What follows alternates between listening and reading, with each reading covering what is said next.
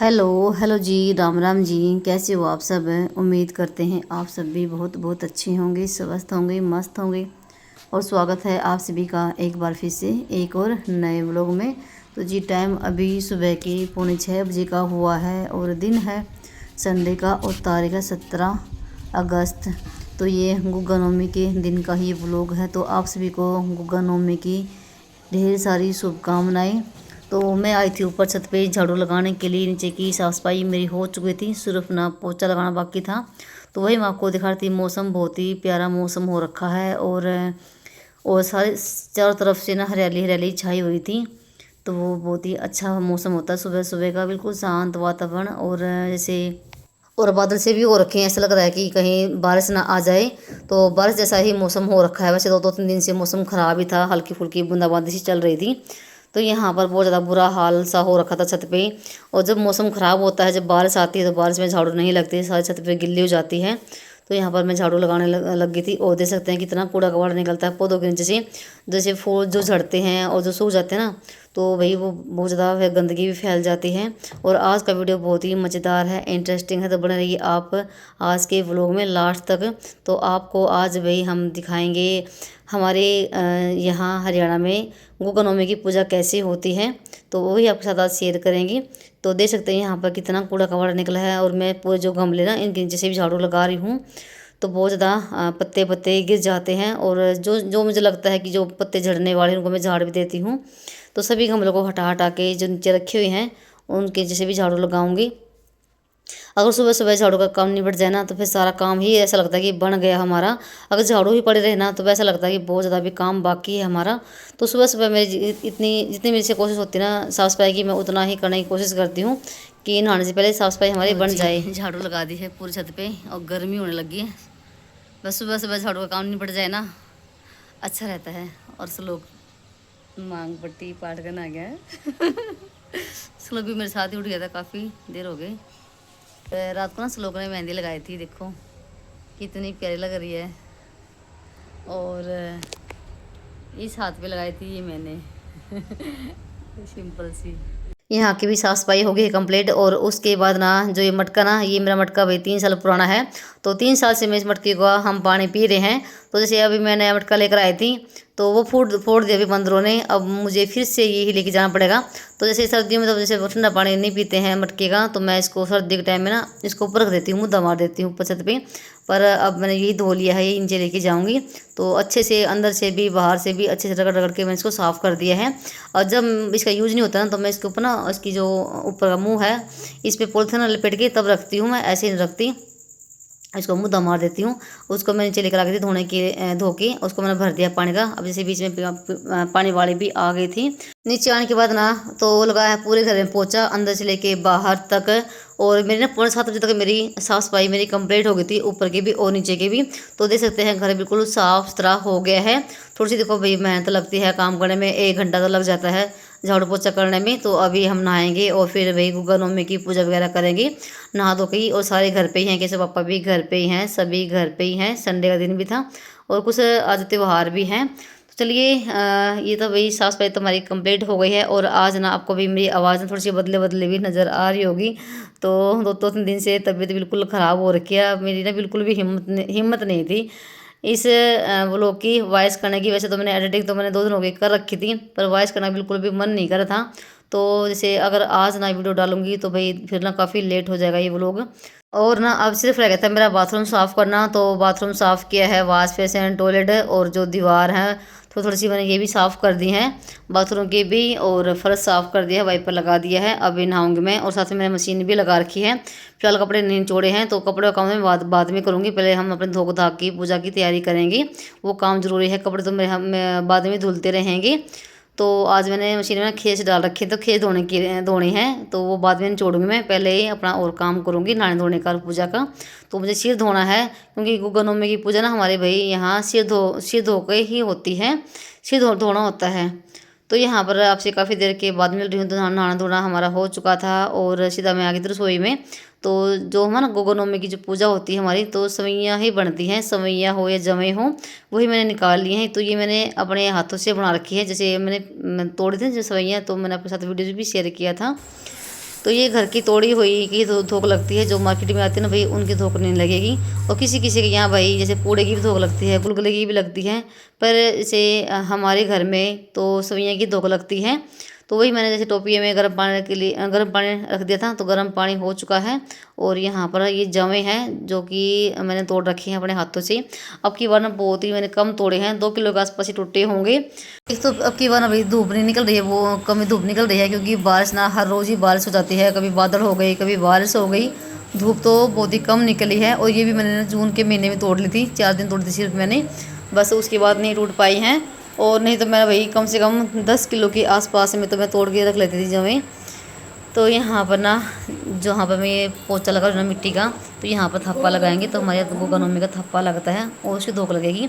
तो पहले तो मैंने टाइलों को साफ़ किया और फिर यहाँ पर मिट्टी से लिपाई कर रही हूँ, यानी कि मिट्टी का पोचा लगा रही हूँ। और गोबर से भी लिप सकते हैं, गाय के गोबर से भी, पर गोबर से ना अगर गोबर लिपते ना दीवार पे दिखता ही नहीं है फिर बिल्कुल भी, गोबर लिपा हो भी तो मिट्टी की लिपाई अच्छे से दिख जाती है। जैसे अभी इसके ऊपर थप्पा लगाऊंगी मैं, तो ये सूख चुका था। और साइड में हमारी एक साइड में जैसे सब्जियाँ बनने लग रही हैं, तो यहाँ पर देसी घी ले लिया है मैंने, देसी घी हाथ पे लगा के अब जहाँ पर मैंने लिपा है ये तो थप्पा लगाएंगे। और मैंने यहाँ पर गेहूँ भी रख लिए हैं, तो सभी धोख वगैरह करेंगे। तो सबका अभी नहा धोना चला हुआ है, मैं उस लोग तो नहा ली थी। तो यहाँ पर हाथ पे देसी घी लगा के और यहाँ पर थप्पा मैंने लगा दिया है दीवार पे। तो भाई इस तरीके से ये हमारे यहाँ गोगानोमी की पूजा होती है। तो भाई सिर्फ ना ये हमारे हरियाणा में होती है, देखो मुझे बाहर यूपी का और बिहार का तो पता है नहीं, ये हमारे हरियाणा में तो ऐसे ही धोख लगती है। थप्पा लगाना होता है दीवार पे लीप के गोबर से या फिर मिट्टी से। और सवैयाँ कहीं कहीं सवैया की धोख लगती है, कहीं कहीं पूड़े की भी लगती है। पर यहाँ जो हमारा कुनबा है तो ये भाई यहाँ पर जैसे सवैयों की धोख लगती है, सवैया हो या जवे हो कोई भी हो, पर हाथ के ही तोड़े हों, मार्केट वाले नहीं चलते। तो बस यहाँ पर जब तो मैंने वो थप्पा लगाया तब तक यहाँ पर हमारे जमे भी बन गए थे। जमे बनने में बिल्कुल भी टाइम नहीं लगता है। और जैसे फिर ना जमे का जो पानी था वो मैंने निकाल दिया है। पानी निकालने के बाद ना बहुत ही अच्छे बनते हैं। तो पानी निकाल दिया है, उसके बाद मैंने एक कटोरी में निकाल दिए सुच्चे, जो कि हम धोख के लिए रखेंगे। तो उसमें यहाँ पर मैंने बूरा डाल दिया कटोरी में, और अभी थोड़ा सा घी डाल देंगे। तो भाई घी और बूरे के साथ ना जवे बहुत ही अच्छे लगते हैं। जवे हों या सवैया हों, तो जवे बहुत अच्छे लगते हैं। जो हाथ से तोड़ते हैं मशीन वाले इतने बढ़िया लगते, जो मशीन से तोड़ते हैं, पर जो हाथ वाले होते हैं ना वो खाने में बहुत ही ज़बरदस्त लगते हैं, वो भी गरम गरम सी। तो यहाँ पर मैंने गेहूँ रख ली और जो जमे थे वो भी रख लिए हैं धोख के लिए। और यहाँ पर दीवा मैंने लगाने लग रही थी, तो गेहूँ की धोख लगती है। और फिर जैसे हमारे यहाँ से गुगा मेड़ी पास में ही है, तो आज धोख भी मार के आना है, तो कई जगह धोख मार के आना है। तो आज तो ना 10 बजे तक हमारी भी पूजा ही चली थी और काफ़ी टाइम लग गया इन सब कामों में। तो भाई त्योहारों का दिन चला हुआ है, त्योहारों के दिन चले हुए हैं, तो भाई ये सब तो करना बहुत ही ज़रूरी है। काम देखो हमारे पूरे दिन चलते रहते हैं, आगे पीछे भी हो जाते हैं, पर जो काम ज़रूरी है वो तो देखो करना पहले बनता है। तो यहाँ पर मैंने दिया लगा दिया है, धूप लगा दी है, और अभी यहाँ पर धूप मार के मत्था टेक लेंगे। तो गुग्गा नवमी की भाई हमारे यहाँ धूप ऐसे लगती है। तो भाई गुग्गा महाराज सभी पे कृपया बनाए रखना। और यहाँ पर श्लोक भी नहाकर आ गया था, तो ये भी अपना धोख मार लेगा। और केसु और ये पापा रह गए हैं, वो अपने नहाने लग रहे हैं, तो वो फिर धोख मारेंगे। तो भाई हमारे हरियाणा में तो देखो ऐसे ही पूजा वगैरह होती है। जैसे थोड़े बहुत देखो बदलाव होते हैं, पर धोख ना ऐसी ही लगती है, कहीं पूड़े की लग गई, कहीं जमे की लग गई। और फिर उसके बाद ना जो गुग्गा नवमी की छड़ी होती है वहाँ पर धोख मार के आनी होती है। तो हमारे बिल्कुल पास में ही है गुग्गा नवमी, और काफ़ी बड़ी है। और अभी जैसे ना अमावस के बाद ना जो पंचम आएगी ना, तो भाई बहुत बड़ा मेला भरने वाला है यहाँ पर। और 3 मेले भरेंगे भाई यहाँ पर, बहुत ही बड़े बड़े, जो कि आपको आगे देखने को मिलेंगे अमावस के बाद। तो जैसे फिर उसके बाद मैंने इन तीनों के लिए ठंडे कर दिए हैं, यानी कि डाल दिए हैं जवें, और साथ में डाल दिया बूरा और घी डाल दिया है। तो भाई इस तरह से बहुत ही टेस्टी लगते हैं, वो भी गरम गरम सी। और यहाँ पर केसव भी तैयार हो गया था, सॉरी नहाकर आ गया था, इस इसने भी अपने धोख मार ली है। और अंदर भी मैंने मंदिर में दिया लगाया है, और ऊपर तुलसी में भी पूजा करके आई थी। तो भाई उसके बाद ना फिर केशव पापा भी आगे थे नहा के, तो ये भी अपना धोख मार लेंगे। और फिर उसके बाद जाएंगे ये जैसे उस दिन संडे था ना, तो खेड़े में धोख मार के आएंगे ये तीनों बाप बेटा। और जब तक ये जाएंगे धोख मारने के लिए, तब तक मैं अपने और बाकी काम करूँगी, क्योंकि मेरे अभी ना काम बहुत सारे बाकी करने हैं। तो इनके लिए जो जमे थे डाल के ना ये उन्होंने खा लिए थे। उसके बाद गए थे धोख मारने के लिए खेड़े पे। तो खेड़े पे दीवा लगा कर आएंगे। तीनों को सारा सामान मैंने दे दिया है। तो तीनों बाप बेटा ये जा रहे हैं बाइक पे, और जब तक ये आएंगे तब तक मैं अपना और काम करूँगी, क्योंकि बर्तन और खेती सीख में बहुत सारे वो मैंने साफ़ करे, और जो कपड़े हैं वो कपड़ों का भी काम अभी करूँगी मैं। रोटी बनाऊँगी मैं थोड़ी देर के बाद में। तो जैसे अभी तो किसी को भूख है नहीं, तो सभी ने जमे खा लिए थे। और जैसे मुझे अभी ना धूप मारने के लिए भी जाना है गुग्गा मैडी में, और वही सुबह से ना बहुत ज़्यादा भीड़ हो रखी है गुग्गा मैडी में, इसलिए थोड़ा सा लेट से ही जाऊंगी मैं थोड़ी देर के बाद। और जब तक ये आए ना धूप मार के, तब तक मैंने बर्तन साफ़ करे हैं और ये कपड़े लेकर आई थी निचोड़ के सुखा के मशीन में। और देख सकते हैं मौसम भी वही बादल से हो रखे हैं, और ऐसा लग रहा था कहीं बारिश ना आ जाए। और मैंने आज खेस भी धो दिए थे सुबह के टाइम ना, एक बार धूप निकल आई थी। और ये भाई बिल्कुल वाइट खेस हैं, और शुरू में तो मैंने खेस धोए हैं, बाद में डाले थे कपड़े। तो यहाँ पर खेस सुखा दिए हैं, और जो कपड़े हैं बाकी इनको भी सुखा देती हूँ मैं। और ये भी अपना धोख मार कर आ गए थे। तो कपड़े सुखाने के बाद ना अभी जाऊँगी मैं गुग्गा मैडी में धोख मारने के लिए। तो काफ़ी टाइम हो गया है, तो 2-3 जगह धोख मारने के लिए जाना था पहले हमें। पहले जैसे माता पे गए हम, फिर गुग्गा मैडी में। तो भाई ये सब चल रहा है, और भाई त्योहारों का सीज़न चला हुआ है।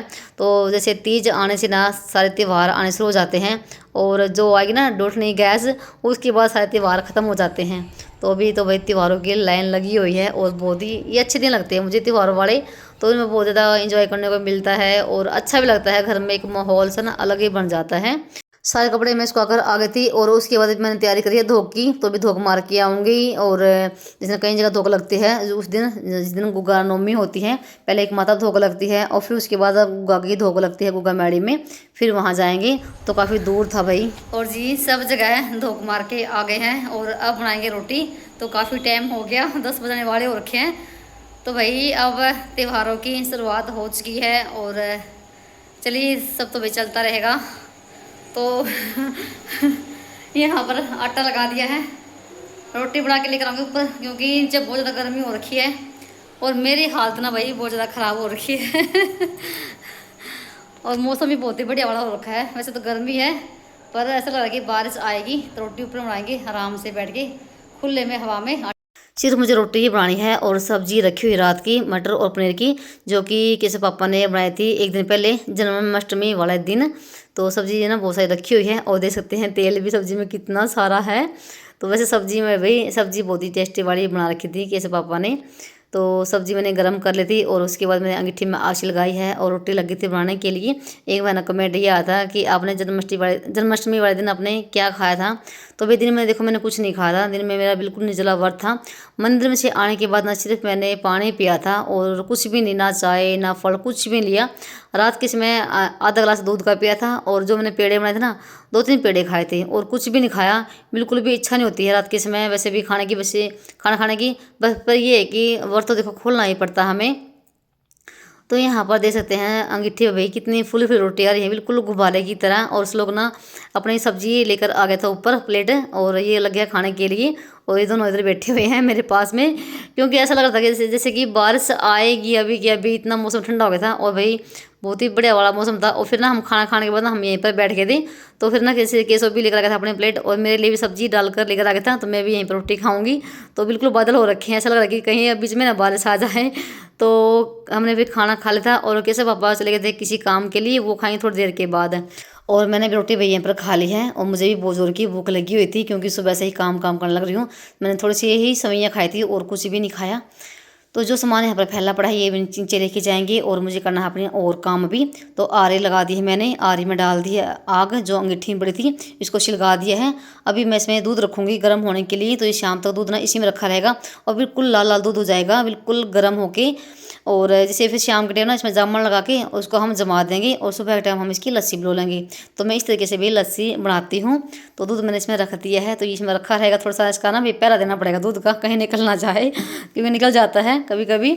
तो उसके बाद जो कपड़े सूखे थे वो अपने उतार लिए हैं, और भी जो कपड़े सूखे हैं वो नीचे लेके जाएंगे। और वीडियो का यहाँ पर करेंगे एंड। आप सभी को आज का वीडियो कैसा लगा बताना कमेंट करके। चलिए मिलते हैं एक और किसी नए व्लॉग में, तब तक के लिए बाय बाय, राम राम जी।